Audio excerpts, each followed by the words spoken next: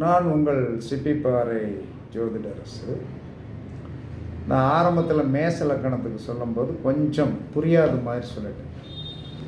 அதாவது என்ன சொல்கிறேன்னா, மேச லக்கணத்தில் போய் யார் பிறந்திருந்தாலும் காலபுருஷனுடைய 7ஆம் இடமே நமக்கு களத்திர ஸ்தானமாக வருகின்ற காரணத்தினால், அப்போ மேச லக்கணத்தில் பிறந்தவர்களுக்கு ஆணாக இருந்தாலும் பெண்ணாக இருந்தாலும் திருமணத்திற்கு பிறகு அனைத்தும் கிடைக்கும். லக்ஸுரிஸான வாழ்க்கை கிடைக்கும் என்று சாஸ்திரம் சொல்கிறது.